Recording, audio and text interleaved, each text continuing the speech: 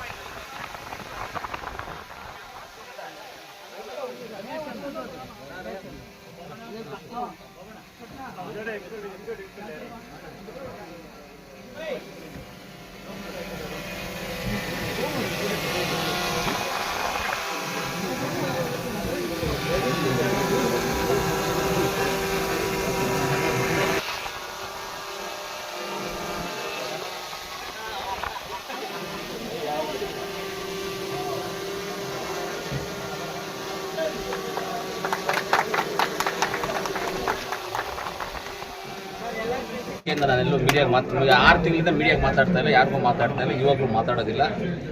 ಇವತ್ತು ಜೂನ್ 11ನೇ ತಾರೀಕು ನನ್ನ ಹುಟ್ಟಿದಬ್ಬ.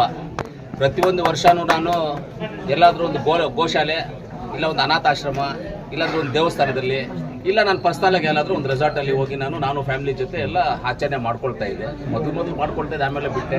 ಒಂದೇ 2 ವರ್ಷ.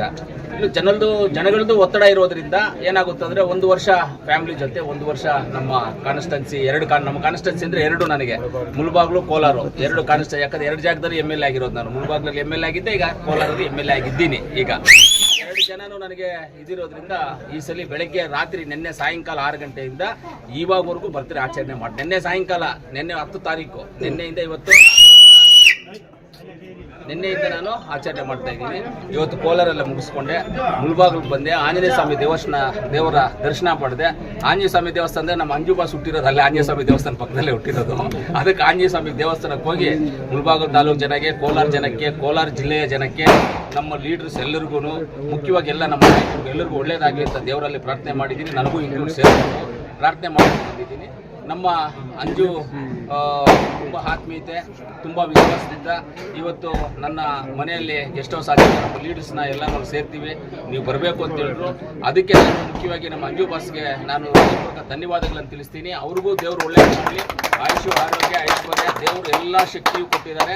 ಇನ್ನು ಮುಂದಕ್ಕೆ ಅವ್ರಿಗೆ ಏನು ಶಕ್ತಿ ಬೇಕು ತುಂಬೋದಕ್ಕೆ ನಾವು ಬ್ಲಾಕ್ ಕಾಂಗ್ರೆಸ್ ಅಧ್ಯಕ್ಷರಾದಂಥ ಅಮಾನಣ್ಣ ಅವರು, ಇನ್ನೊಂದು ಬ್ಲಾಕ್ ಕಾಂಗ್ರೆಸ್ ಅಧ್ಯಕ್ಷರಾದಂಥ ನಮಗೆ ಆದಿನಾರಾಯಣ ಅವರು, ನಮ್ಮ ಲೀಡರ್ಸ್ ಎಲ್ಲರೂ ಇದ್ದಾರೆ. ಇಲ್ಲಿ ಈ ಭಾಗದ ಲೀಡರ್ಸ್ ಎಲ್ಲರೂ ಇದ್ದಾರೆ. ಈ ಭಾಗದಲ್ಲಿ ನಮ್ಮ ಮಲ್ಲಿಕಾರ್ಜುನ ರೆಡ್ಡಿ ಇದ್ದಾರೆ, ಸುಬ್ಬಣ್ಣ ಇದ್ದಾರೆ, ನಮ್ಮ ರೆಡ್ಡಿ ಇದ್ದಾರೆ, ಎಲ್ಲರೂ ನಮ್ಮ ಲೀಡರ್ಸ್ ಇದ್ದಾರೆ. ಎಲ್ಲರಿಗೂ ನಾನು ಧನ್ಯವಾದಗಳನ್ನು ತಿಳಿಸ್ತೀನಿ. ನಮ್ಮ ನಗರಸಭೆ ಸದಸ್ಯ ನಮ್ಮ ಜಬೀವುಲ್ಲಾ ಇದ್ದಾರೆ, ಎಲ್ಲರೂ ಇದ್ದಾರೆ.